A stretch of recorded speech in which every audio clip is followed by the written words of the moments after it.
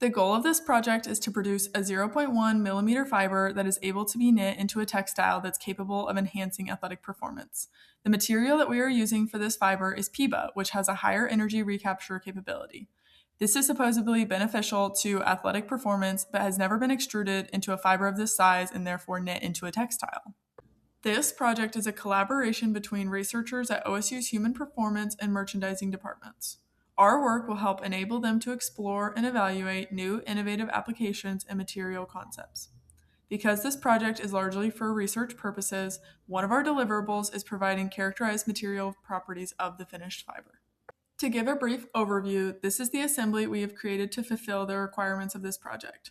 The PIBA filament goes through the extruder, is cooled by the fan on the extruder, pulled through the traverse, and wound onto the take-up spool in organized layers. The whole assembly is controlled by the control box seen on the right. So here it can be seen that powering on our control box. Our control box, it has a screen on it that outputs a lot of the data from our system. It displays our temperature, actual temperature.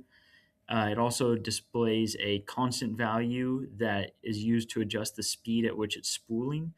It also displays our speed of our extruder that the fiber is coming out of. And then on top of that, it also shows us the amount of meters that have been extruded out and then spooled up.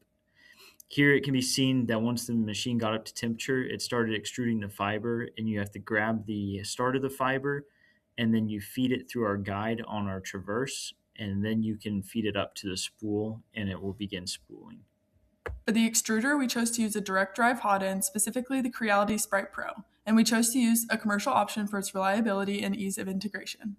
The traverse shown here moves a thread guide back and forth to create even layers on the spool. The guide limit switches are adjustable and can be moved for different sizes of spools.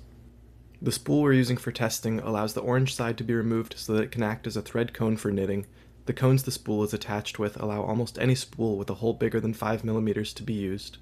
Here we have our camera recognition software, which allows us to measure the thread and verify that it requires 0.1 millimeter thickness. This video shows the testing done to the fiber in order to gain insight into its material properties.